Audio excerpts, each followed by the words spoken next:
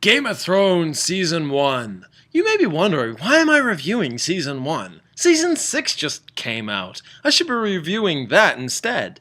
Well, to be honest, after 6 seasons, you kind of feel the need to return to the roots of where it all started. And if you're a person on Facebook all the time, surrounded by people you keep hearing about, talking about the show, you know that you probably either couldn't get into it or you want to, but don't know if you should devote so much time and energy to it.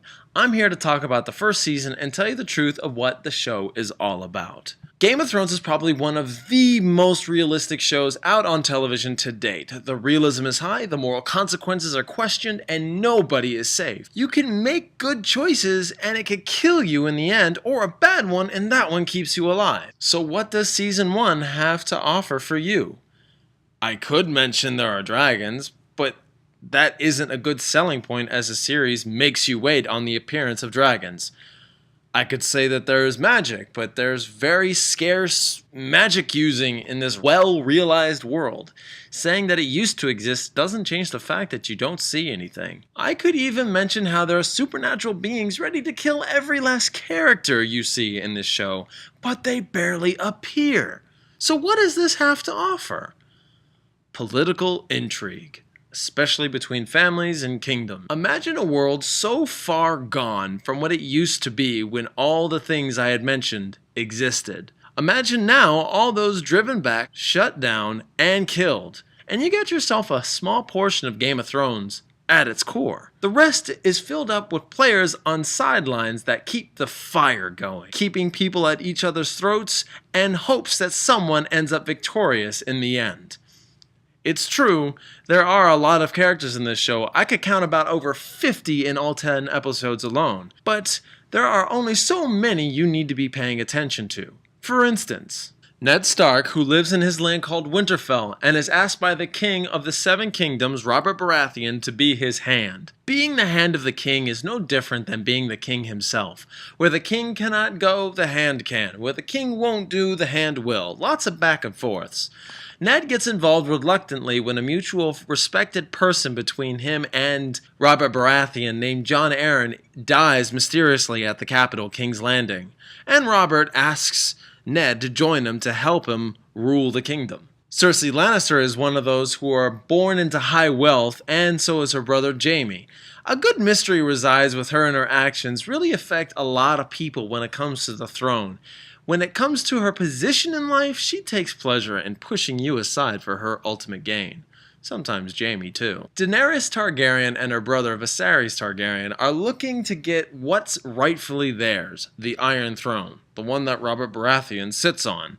Targaryens were the long-lasting rulers of the Seven Kingdoms, and little do they know, they have a lot to accomplish on their journey. Catelyn Stark is the wife to Ned and finds most of her own troubles when things start affecting her own children. Making more problems as she goes along, her actions control the outcomes of what happens to Ned and his position as the Hand. Let's not forget the lovable Tyrion Lannister. That is not only the imp of the family, but is the most smartest and cleverest of the entire family.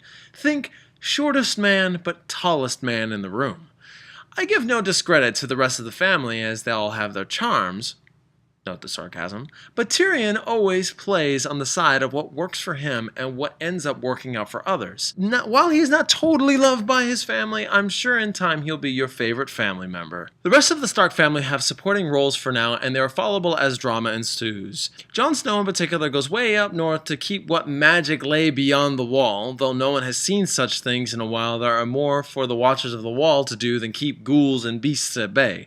Mostly wildlings, people that are citizens that live beyond the wall, considered savages. Most of these stories will start off like your typical fairy tale cliched, I know where this is going story, but then you will find the story slowly turning into areas you wouldn't expect. Death is a big thing in this show and what everyone talks about. And while you have to wait a few episodes for that to happen, things are pretty slow at first. Which I can imagine having to wait so long for anything to happen would turn the viewer off. It isn't until the 6th episode key characters start to die, and when I say no one is safe, not one truly is. The great thing about the show is how well detailed it is and how well made it is. The sets are gorgeous and you really feel like you're a part of this world that's set up for you.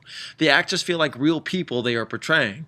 You are loving one character and hating the other.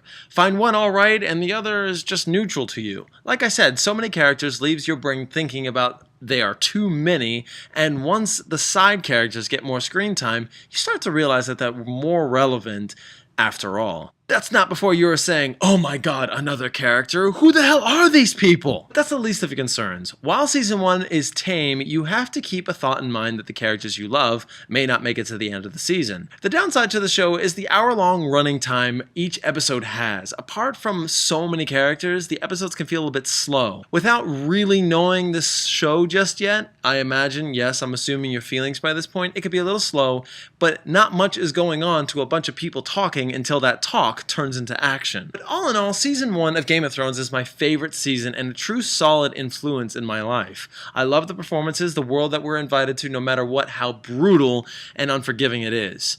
I'm going to give Game of Thrones Season 1 an A. So have you guys seen Game of Thrones? What did you think about it? Please comment below, tell me your praises, tell me your woes. Try not to give out too many spoilers, but I'm going to get Season 2 as soon as I can. I hope you guys enjoyed. If you like what you've seen here, please subscribe, and I'll get you more videos in the future.